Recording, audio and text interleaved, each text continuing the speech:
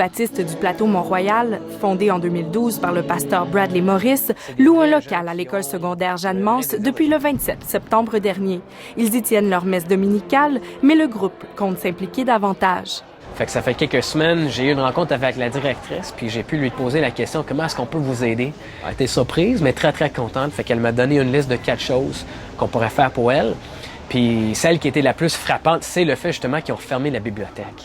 Les élèves n'ont plus accès à la bibliothèque à l'extérieur des heures de classe. Plusieurs membres du groupe religieux nous ont confirmé être en formation technique afin de pouvoir y travailler. La liste de besoins énumérée par la direction de l'école comprendrait aussi l'aide aux devoirs et le rajeunissement de l'équipement musical.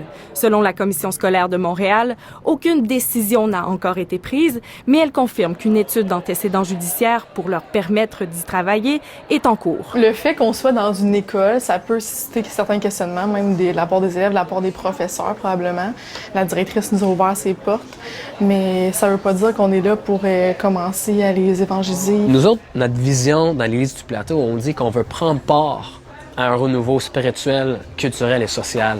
Mais cette initiative soulève aussi beaucoup de questions. Solange Lefebvre a suivi de près l'évolution de la relation entre les écoles et la religion.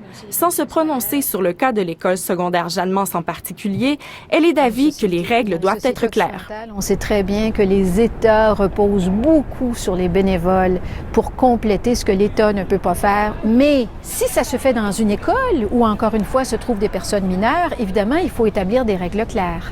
Il ne faut pas que ça devienne une occasion de prosélytisme. L'allocation de locaux aux groupes religieux à l'extérieur des heures de classe est permise.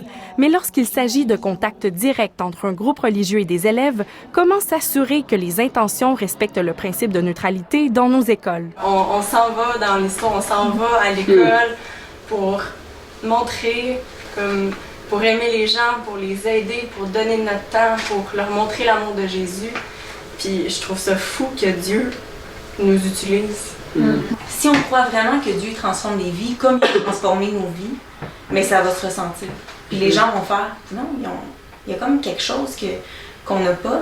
Puis ça va être l'occasion de leur dire, bien, vous avez une valeur en Dieu. On n'est pas là pour évangéliser, on est là pour aider. Si quelqu'un me pose la question, pourquoi est-ce que tu es ici?